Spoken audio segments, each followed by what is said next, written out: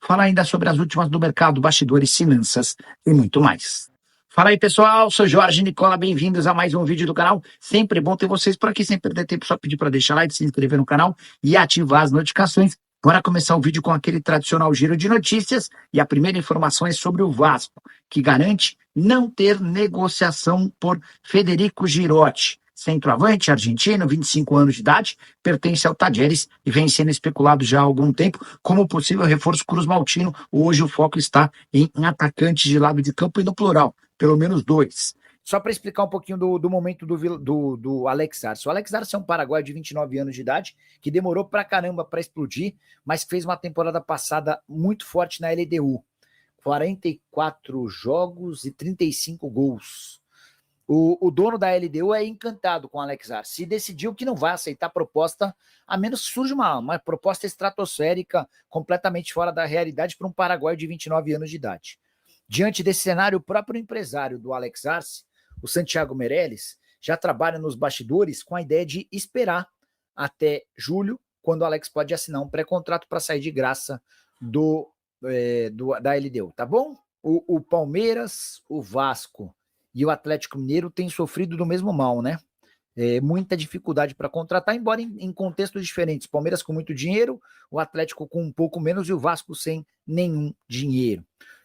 Boa noite, Nicola. Passe a analisar esse nome, Santiago Ascacibar, do Estudiantes, meia-direita, joga muito, habilidoso e raçudo.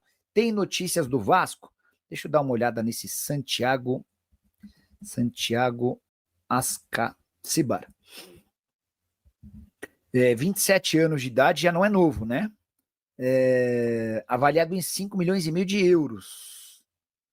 Ele veio do Hertha Berlim, contratado na temporada retrasada, 23, né? Em 24 fez 47 jogos, 6 gols e uma assistência. Passou pelo Stuttgart, pelo Hertha, havia sido formado no Estudiantes. Vou ficar de olho, confesso que não o conheço, tá? Estudiantes, que foi um dos clubes que mais investiram em contratações para essa temporada. Deixa eu ver se eu acho uma matéria que eu mesmo escrevi. Eu sempre, todos os vídeos que eu faço, eu crio a pauta no arquivo de Word, né? Tá aqui, ó. Times argentinos abriram os cofres. A soma dos investimentos dos clubes argentinos para essa janela bate 327 milhões de reais. Aí você fala, Nicola, mas só o Palmeiras gastou 200, sim, mas para os argentinos esse nível de investimento é alto. E o Estudiantes foi aquele que mais desembolsou. Não.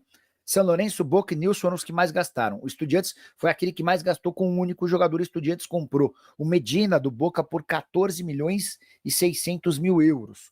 O Boca, por exemplo, gastou 9 milhões e 700 mil euros com o Alan Velasco do FC Dallas, além de 4 milhões e meio de dólares para contratar o Carlos Palacios, aquele mesmo que já foi do Vasco e estava no Colo-Colo, tá bom?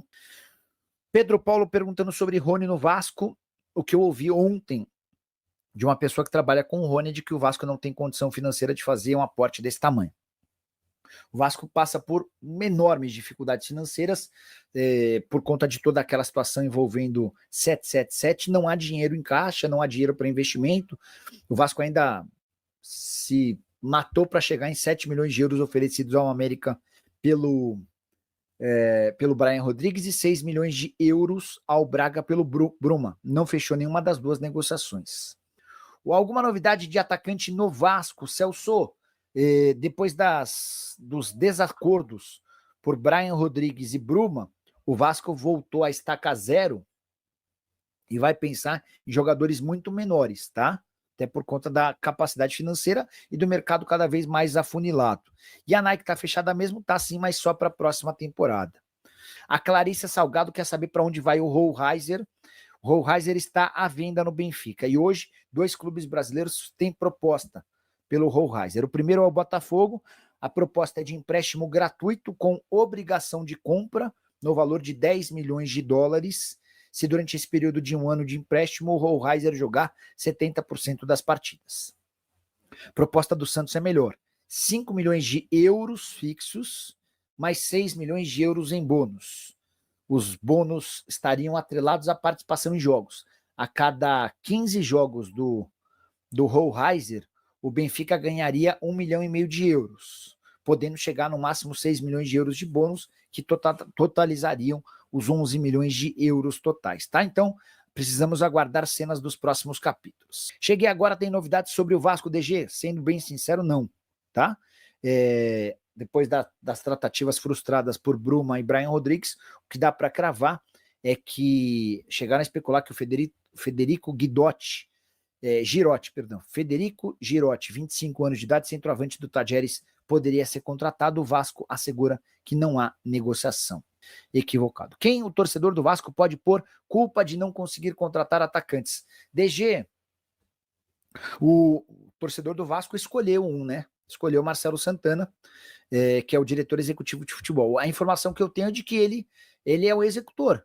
Ele tenta fazer o negócio acontecer, mas ele esbarra quase sempre na incapacidade financeira do Vasco, que passa muito pela forma como o clube foi mal gerido pela 777, com uma série de dívidas que ficaram, com nenhuma entrada de receita, com pendências com todo mundo, enfim.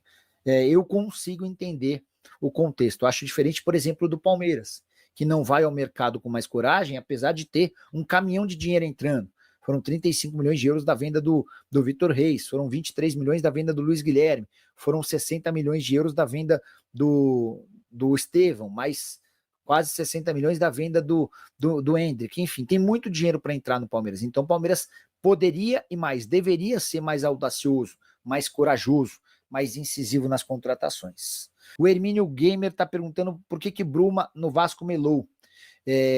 Na sexta-feira o Vasco se acertou com o Braga, no sábado o Vasco fechou com o Bruma. Na segunda-feira o Vasco foi avisado de que o Benfica cobriu a oferta cruz-maltina e de que o Braga e o Bruma preferiram fazer acordo com o rival da capital portuguesa. Tá? Então, diante desse cenário, o Bruma optou por jogar no Benfica, vai brigar pelo título do Campeonato Nacional e também vai jogar a Champions. E os relacionados do Vasco para esse jogo são os goleiros Léo Jardim, o Daniel Fusato e o Pablo. Os laterais de sempre, Paulo Henrique, Puma, Lucas Piton e Vitor Luiz. Os zagueiros também, o João Vitor, Lucas Freitas, Lucas Oliveira e o Souza. Maurício Lemos segue fora de combate. Meio-campistas, o Hugo Moura, o Jair, o Coutinho, o Maxime, o Matheus Carvalho, Paulinho, Paê e o Tietê. E de atacantes, Alex Teixeira, Verrete, o Bruno Lopes, o Jean Davi e o Lucas Zuccarello. Então, são garotos, são jogadores experientes e o artilheiro Verrete relacionado hoje um jogador muito importante.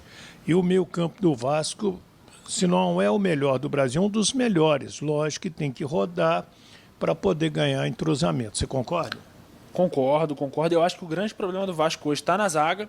O Maurício Lemos é um nome que chega e já vai ser fundamental para esse esquema do Vasco, sem sombra de dúvidas, vem para ser titular e para liderar essa zaga, inclusive. Já tem um bom nome na lateral esquerda, que é o caso do Piton, e uma ótima temporada que começou agora o Paulo Henrique.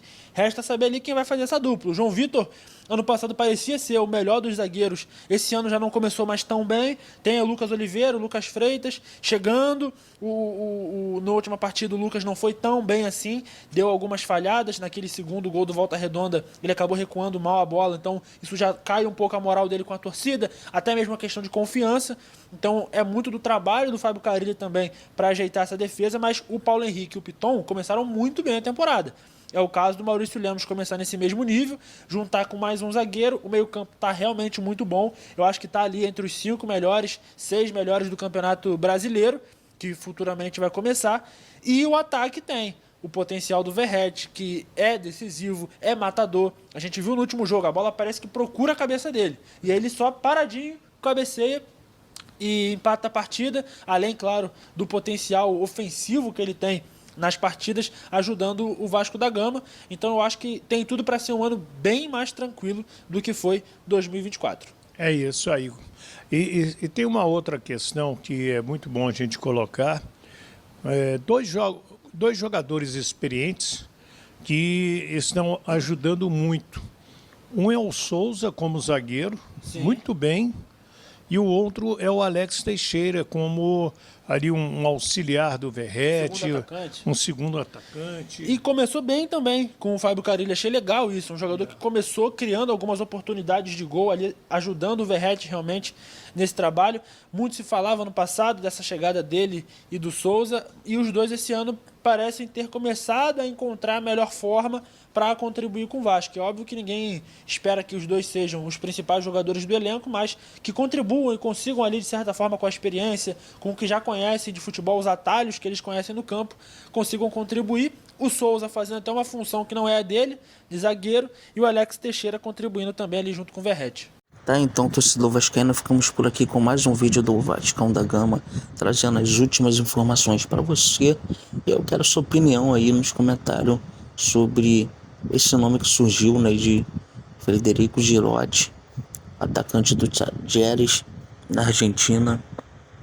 Foi dito aí pelo Jorge Nicola que buscou informações sobre o Vasco, tem interesse na contratação do jogador, e foi informado que o Vasco não tem interesse em trazer o atleta. O Vasco, já que o Frederico Girotti é centroavante, o Vasco no momento busca 2 atacantes para lado de campo. Apesar do Vasco já ter tido alguns nomes aí cogitados no seu elenco e não ter conseguido contratar nenhum deles, o último agora até que deixou aí muito desânimo foi o Bruma, né, que já estava praticamente acertado com o Vasco, mas o Benfica atravessou a negociação e o atleta preferiu jogar lá por ser um atrativo até muito maior, né, do que jogar no Vasco por enquanto, porque o atleta vai disputar Champions League e tudo mais. Então esse atrativo acabou atraindo melhor o jogador. Então deixe sua opinião nos comentários, não esquece de deixar o like, se inscrever no canal e ativar o sininho de notificações.